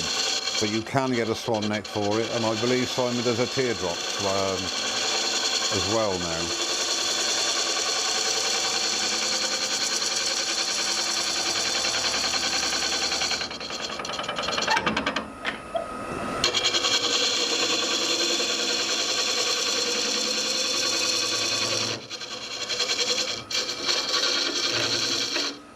One thing to remember as well, when you've hoovered out these shavings, make sure you tighten the banjo down again completely.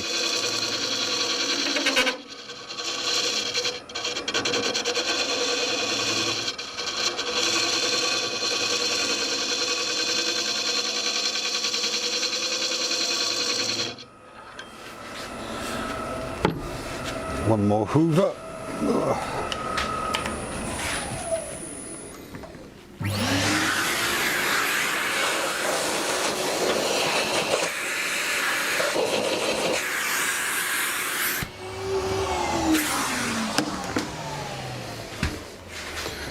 Okay, so we've actually gone now to, we're down to here now basically, and we've got the undercut coming through there quite nicely.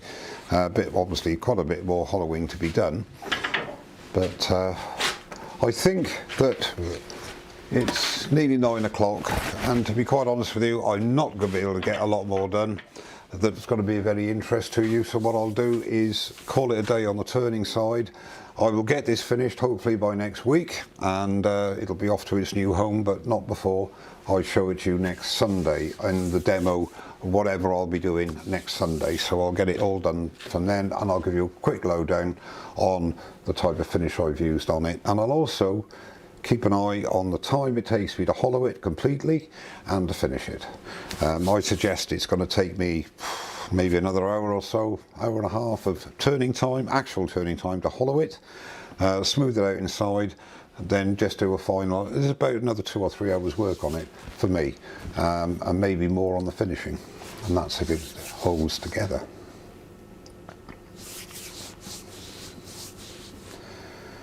Okay, let's have a look. Any questions?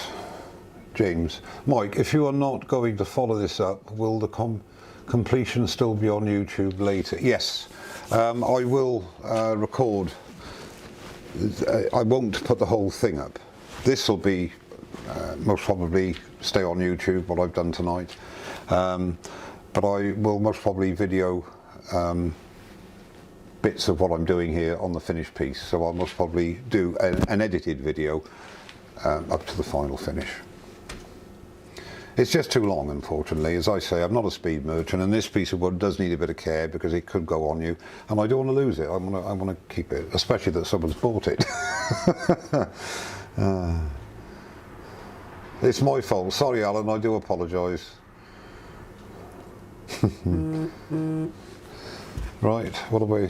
I've kept. I never keep my phone on, but I've kept it on, just in case. Oh, all right, there's no problem. I know I've got, all right, okay, let's say, Simon Snewin, quick question. Mike, not related, but been watching your video on the bowl saver, yeah. What is the minimum depth blank to get 3 bowls out of? I don't know what the minimum depth is off the top of my head, Simon, but if you send me a message, and I'll have a look tomorrow, and I've got it written down somewhere. I can't remember offhand, to be honest with you, but I know you can get 2 bowls out of a relatively, I mean, I've done it, out of a relatively thin piece, if you like, but obviously quite a small little bowl for the 3rd one. I would guess to get 3 bowls you'd need, depending how thick you want the bowls, obviously, but if you're wet turning, you need about 4 inches minimum, I would think, to get 3 bowls. I might be wrong, but I think that's about it. Graham, hi Mike. Got to call it quits. Yeah, me too, mate. Excellent demo, thank you. Look forward to seeing the final result. Yeah, thank you very much, Graham. Yeah, sorry, well, there's no way I was going to finish it tonight anyway, but it's got to be a part 3, but as I say, I have to do it a different way now. Stuart in Grulia, Mike, came in a bit late. No, did I miss the 10 minutes footage of your Pro Edge like that? Yeah, nice one, Stuart. Yeah, it's surprising how many people commented on that, actually. That I changed the camera. I thought it'd be nice just to see me, keep me in camera. So I changed it over to the sharpening system, to the Pro Edge, and then I forgot to change it back. And I was carrying on turning, chatting away, and I had 3 or 4 messages on the phone telling me. But anyway. The answer is no, Stuart. I don't believe you, Mark. Don't believe you. 6mm seems very stable with a handle. Do you recommend a handle? I use mine without, but still love it. James, I'll be honest with you, James Revival. This chappy, this 6mm Pro Carbide, it's a very capable tool with the the rubber grippers that come on there anyway. Being I'm an old fart, I had this tool handle and I like it. It makes it a lot more stable, obviously, for bigger stuff. But the beauty of the quick release, I can have it right down there if I want to. But I do sometimes put the, if I'm doing small stuff, because I do enjoy using it so much. So the handle is really personal preference. But and it's not a light handle, it's heavy, so it gives me a lot of weight to it and stability. Thank you, Alan. Yeah, it's not a lot to shout about, but it's gone through the process. That's the main thing. My pleasure, Andy. Thank you. Mike Hugh, Hobby Turner, you've refracted your... Is that because you were upset I didn't have 10 minutes of Pro Edge stills to show you? Do you still use your chisels with the spring attachment that allows the outside of the form? No, I sold those years ago. They were, I can't remember what they were now, the ones that they had an outrigger and a little spring, they were very good. I sold those to, I think it was Terry Sykes, mate of mine, a fellow I met anyway. Yeah, I sold those many years ago. But they were very good. Thanks, David. Take care. Thanks for coming.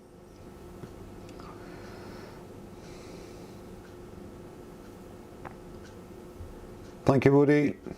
Nothing brilliant tonight, mate, but it's just going through the process.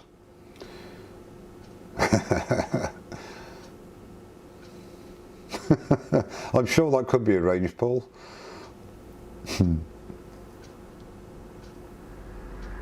Thanks, Lou. That's what it's all about, mate.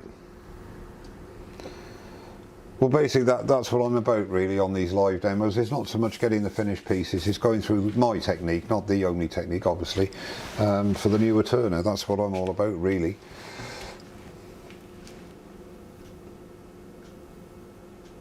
Thank you, Vicky. Glad you find it useful, my dear. You bought the Crotch in the summer after watching your review. It's great. Glad you enjoyed it. Yeah, it's Frank Kane. It's a brilliant bit of kit. I would never have believed it, to be honest with you, because I did love my CBNs. Thanks, James. Glad you enjoyed it, mate. Thank you for coming. Steve Jeremiah. Yes, I have. I've got a handle on that. I think I bored it out myself. No, I don't know what size it is, but yeah, it fits. It's in a grud screw handle. They won't go into the quick release, but a grud screw is fine. But yeah. But again, with that one, occasionally I'll slip that on and use it for smaller stuff. I admit I'm very fortunate. I've got about 4 handheld different hollowing tools, and I go through them all. I do have my favourites, but I go to the others as well because I like to use them all, get a bit of experience with each one of them. Rob, I'll tell you, if it start the small ones, I get more enjoyment, I'll be honest with you, out of the small ones, because sometimes you get some really nice shapes, a good figure, and they don't take anywhere near as long as these chappies. I've got some really big lumps of yew, which are wet, which I want to make a vase out of. That might be a subject of something. Maybe a video, not a live demo, because you'd be here all week. But no.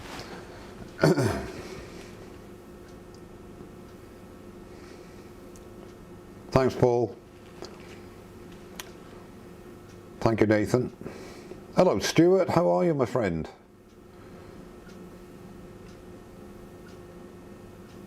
They're great, Stuart. They really are. And I'm sure Simon will give you all but if you want any information and you've got time, have a quick Zoom or a video chat and I'll go through them and show them you in detail. They're really good tools. They are really good tools. Benjamin, what tool do you use for a finishing cut on deep hollow forms that are accessible? I've actually done a couple of reviews on these. There are several, this really being the main one I suppose. It's, is it 10 or 12 mil HSS negative rake scraper. It's not a negative rake scraper at all, sorry, it is a finishing scraper and it is brilliant, it really is. Again, it's on a square bar, very, very stable, and it really does just clean up the inside of hollow forms, etc. A brilliant bit of kit. And there is a box one as well for doing small boxes, etc. Same sort of idea, but that is a negative rake. But those are the sort of things I use. You can use an ordinary scraper as well. I mean, all my scrapers, apart from one, purely for demo purposes, are negative rake anyway. I've made them all negative rake. Norman Greenwald, good evening. Hi Mike, a lot of years ago, 30 plus, did a 2 course of craft supplies in what was an old mill in Derbyshire, I think. It might well have been, Norman. I know Derbyshire, but not that well. So you've been turning 30 years, mate. That's a long time. Nearly as old as me, that. Thanks very much, Mike. You take care, mate. All the best. Thanks, Mike. No, you're still here, Rob. That's good, man. Thanks that offer, Mike. Would like to take you up on the later in the week. Yeah, fine. Yes, well, I'll chat about that, Stuart. But honestly, send me a message. I'm still off on furlough this week, and I think next week as well. So this coming week, give me a message, and if I'm not out, which I shouldn't be anyway, due to COVID, I'll pop in the workshop and we can have a chat, mate. We can have a Zoom meeting, that's the easiest way. But give me a shout. Be a pleasure. Be nice to speak to you as well. Good night, Wifey. All the best. Take care. Glad you agree, Wood Wizardry, Mr. Colin. Kaylee DeBoer, do I prefer spindle or side grain work? I enjoy it all, to be honest with you, and that's a terribly crass thing to say. I enjoy spindle work, but there's nothing quite like turning a wet bowl, is there? Rough turning a wet bowl. I enjoy bowls, but spindle work, I suppose I do more spindle work than I do bowls, let's put it that way. If you count, obviously, hollow forms and goblets, obviously, and boxes, etc. Right, before I disappear completely, I'll put a video up of a vase. Let me know what you think if you get time. I certainly will, James. I'll make a note of that. If I can remember how to write. Excuse me, just going to make a note. I don't forget. James. Don't ring me. I know the camera isn't correct. James Wessex. Video. Okay. That's done, James. I'll have a look at that, mate. I'm back. And I got no... Oh, I'll tell you what I haven't done, you know. I haven't had a vape. I'll have a quick break. I'll be able to watch the... Thank you, Martin. Thank you for coming, mate. Don't you start missing the Pro Edge inserts. Take care, Alan. Thanks very much for coming. Cheers now. Good night, Alan. Russell. Thanks, Andy. Cheers, mate. Thanks, Brent. Take care, mate. Thanks, Richard. Yeah, the finished video will be an edited one. I think it won't be a live one, and I'll keep you up to date next week if I do a live. I'm hoping to do one next Sunday, so I don't know what it'll be with, but I'll keep you updated with the video when it goes out. Thanks, Paddy. Glad you enjoyed it. Cheers, Simon. But as I say, honestly, Simon, anytime, I say to everybody, I do get a lot of messages. If anybody ever wants any sort of personal opinions, then they're more than welcome to message me, and I'll get back to them as soon as I possibly can. Thank you, Mark. Cheers, mate. Thanks for ringing me when you didn't need to. It's always a pleasure, mate. Take care, Frank. All the very best. Thanks, Dario. Take care, mate.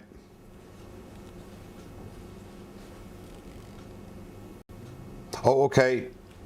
Okay, James. Forget the technical bit now, James Wood Revival. That's what I put down, actually. So, if not tonight, I'll have a look tomorrow, mate. I'm not, Mark, I'm afraid. The next couple of days are wife time. And as much as I love you, I don't love you as much as I do my wife. And I'm not as afraid of you as I am of my wife. Thanks, Barry. Take care, mate. Thank you, Martin. Cheers, Stuart. Take care, mate. All the best. Thank you, Mr. Bacon. I'm just going on to break to have a quick vape, because I haven't had one in maybe an hour and a half.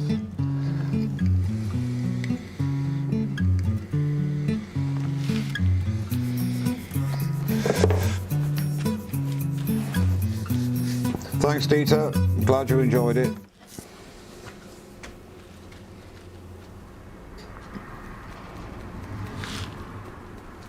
I shouldn't really worry, should I, about vaping on my own video. There you go.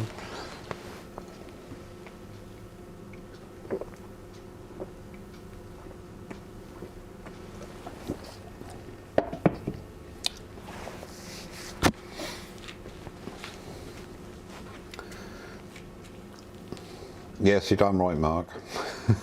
Good night, Richard Old. Thank you very much for coming, mate. Take care.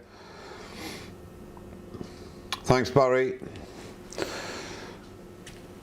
Well, tonight wasn't one of my best. Are any of them my best? But nevertheless, hopefully some of you got something out of it. If nothing more than having an opportunity to chat to your mates on the chat. Yeah, well, hello, Dave. Good evening. Love to Fee as well, mate. I'll give your love to Mew with pleasure. Thank you, Katie. That's very nice of you to suggest. Really, Paul?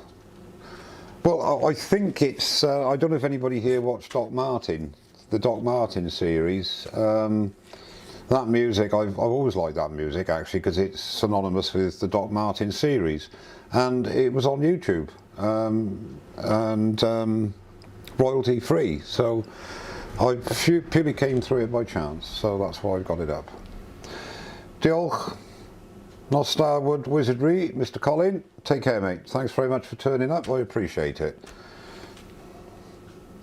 Good night Michael, take care mate, will do.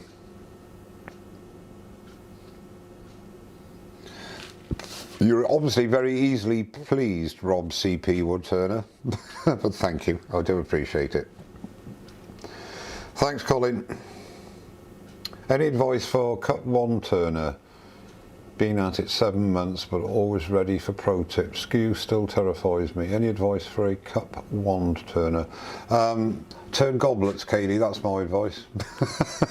Do you know, I've never turned a wand. I'm ashamed to admit it. I have never ever turned a wand.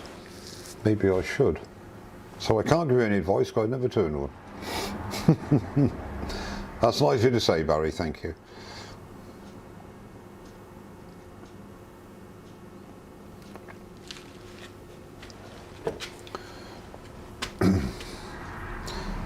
Yeah, I'm going to break the rules. No, I'm not. I'm going to just go on a quick break. We'll have 3 minutes more and then I'll say goodnight to you all.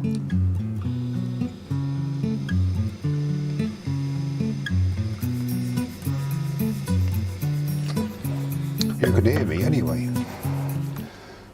Mind you, in the winter I can turn and say, this bit of smoke, it's not smoke, it's condensation, because it's so cold in here, it's my breath.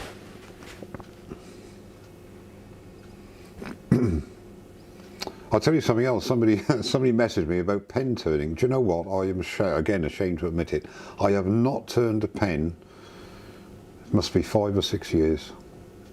I've still got a few I've turned, but I have not turned a pen in all that time.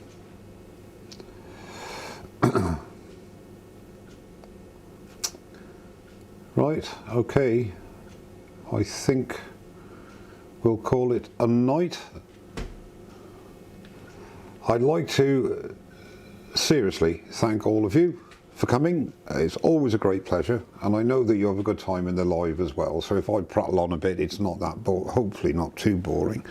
Well, I'll see you hopefully next Sunday. I'm not sure what I'll be doing next Sunday, but one thing is for sure, you'll have an update or a finished piece I'll show you, and I'll go very quickly what I did with it as well, keep you up to date.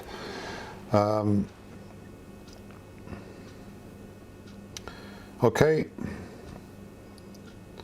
I've never turned a pen before, but I will. All right, Patrick Bowers, as novice wood-turner, always learn a lot. That's very, I'm glad you do, Patrick, that's great.